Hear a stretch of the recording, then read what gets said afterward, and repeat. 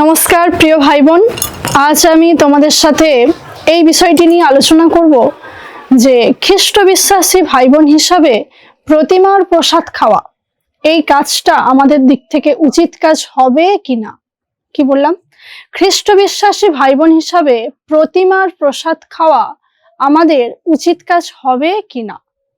দেখো, এই কথাটা আমি তোমাদেরকে এই কারণেই বলছি, তোমরা একটু লক্ষ্য করলেই দেখতে পাবে বর্তমানে বহু খ্রিস্ট বিশ্বাসী ভাই বোন আছে যারা এই প্রতিমার কাছে দেওয়া কোনো খাবার কিছুতেই গ্রহণ করতে চায় না, এবং তারা অন্য সকল মানুষকেও এই উপদেশ দিয়ে থাকে যেন প্রতিমার কাছ থেকে আসা কোনো খাবার তারাও গ্রহণ না করে।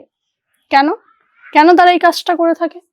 কারণ তাদের বিশ্বাস এটাই যে প্রতিমার কাছ থেকে আসা যে প্রসাদটি তাদেরকে দেওয়া হয়েছে, সেই প্রসাদটির পিছনে বা সেই খাদ্য বস্তুটির পিছনে বাস্তবিক প্রতিমার কোনো অবদান নেই। তাই যে খাদ্য বস্তুটি প্রতিমারা সৃষ্টি করেননি, সেই খাদ্য বস্তুর জন্য কখনোই প্রতিমাকে ধন্যবাদ দেওয়া যায় না, বা প্রতিমার কাছ থেকে এসছে বলে সেই খাদ্য আমাদের গ্রহণ করাও ঠিক হবে না। এই মনে করেই তারা সেই প্রসাদটা কিছুতেই গ্রহণ করতে চায় না, কারণ তাদের বিশ্বাস এটাই যে এই পৃথিবীর সমস্ত খাদ্যবস্তু সৃষ্টি করেছেন একমাত্র আমাদের পিতা ঈশ্বর।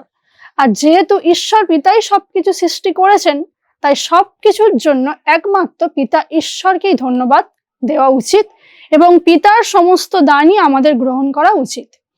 তো এইখানেই আমার বক্তব্য সেই সমস্ত ভাই বোনদের কাছে, দেখো, তোমরা যখন সত্যি এটা বিশ্বাস করো যে সমস্ত খাদ্যবস্তু সৃষ্টির পিছনে পিতা ঈশ্বরেরই একমাত্র অবদান, তাহলে সেটা প্রতিমার থেকে আসুক আর যেখান থেকেই আসুক না কেন, পিতার সৃষ্টি খাবার ঈশ্বর পিতাকে ধন্যবাদ দিয়ে গ্রহণ করতে অসুবিধাটা কোথায়? এক্ষেত্রে তো কোনো বাধা থাকার কথা নয়, কারণ তোমরা ভেবে দেখো খাবারটির তো কোনো দোষ নেই। তাই একইভাবে ওই নির্দোষ খাদ্যটিকে যদি আমরা পিতা ঈশ্বরকে ধন্যবাদ দিয়ে গ্রহণ করি, মানে যে পিতা ঈশ্বর সমস্ত খাদ্য সৃষ্টি করেছেন, সেই পিতা ঈশ্বরকে ধন্যবাদ দিয়ে আমরা গ্রহণ করি, এক্ষেত্রেও কিন্তু আমাদের দিক থেকে কোনো দোষের প্রশ্ন আসতে পারে না। তাই আমি তোমাদের কাছে এটাই অনুরোধ করব, দেখো, এখন থেকে যদি তোমাদেরকে কেউ কোনো প্রতিমার কাছে উৎসর্গ করা খাবার দেয়, তাহলে অবশ্যই তোমরা প্রথমে সেই খাবারটিকে গ্রহণ করো, খাবারটিকে তোমরা হাতে নিও, এবং সেই ভাই বা বোন যে তোমাদেরকে এই খাদ্যটি দিয়েছে তারই সামনে তোমরা একটা কাজ করবে। যিনি আমাদের সৃষ্টিকর্তা পিতা ঈশ্বর আমাদেরকে এই খাদ্য দান করেছেন, তারই সামনে সেই পিতা ঈশ্বরকে ধন্যবাদ দিও, দিয়ে তারপর তোমরা সেই খাদ্যটি গ্রহণ করো। তাহলে আমাদের দিক থেকে এটা কোনো ভুল হবে না, তোমাদেরও কোনো ভুল হবে না, আর এই বিষয়ে অন্য কোনো ভাই বোনের মনে কোনো বাধা আসবে না, বরং একটা উপকার হবে। তারা যদি জানতে চায় যে প্রতিমার কাছে কোনো উৎসর্গ করা খাবার আমরা কেন পিতা ঈশ্বরকে ধন্যবাদ দিয়ে খেলাম, তখন তোমরা কিন্তু সত্য পিতা ঈশ্বরের সত্য পরিচয়টা, পিতা ঈশ্বর আসলে কে এবং তিনি যে আমাদেরকে সবকিছু দান করেছেন আর অন্য কেউ নয়, এটা তোমরা সুন্দরভাবে সেই ভাই বা বোনকে জানানোর একটা সুযোগ পাবে। তো বাইবেলের কথা অনুযায়ী তাই আমি তোমাদেরকে এটাই বলবো, দেখো, সমস্ত বিষয়ে খ্রিস্ট বিশ্বাসী ভাই বোন হিসাবে আমাদের আচার আচরণ এমন হওয়া উচিত, এবং আমরা এমনভাবে চলবো যেন আমাদের দ্বারা অন্য কোনো ভাই বোন মনে বাধা না পায় বা প্রভু যিশুর কাছে আসতে পিছিয়ে না যায়। এটুকুই তোমাদেরকে আজ আমার বলার ছিল।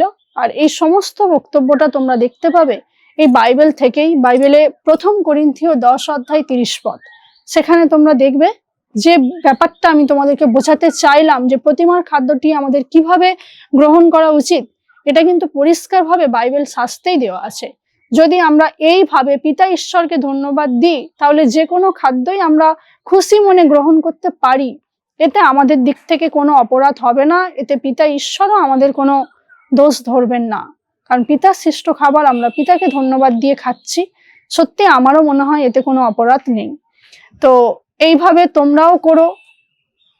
আমি আমার দিক থেকে বললাম, বাকিটা তোমাদের ব্যক্তিগত ব্যাপার। যাই হোক, আজ এটুকুই আমার আলোচনা করার ছিল। আশা করি তোমরা সবাই খুব ভালোভাবে বুঝতে পেরেছো যে যিশু বিশ্বাসী ভাই বোন হিসাবে প্রতিমার প্রসাদটা আমাদের খাওয়া উচিত কিনা, এবং যদি আমরা খাই কিভাবে আমরা সেই খাদ্যটি গ্রহণ করব। নিশ্চয়ই তোমরা বুঝতে পেরেছো। যদি প্রশ্ন থাকে অবশ্যই কমেন্ট করবে, আবার তোমাদেরকে জানিয়ে রাখলাম। এই পর্যন্ত আজ, ভালো থেকো সবাই, নমস্কার।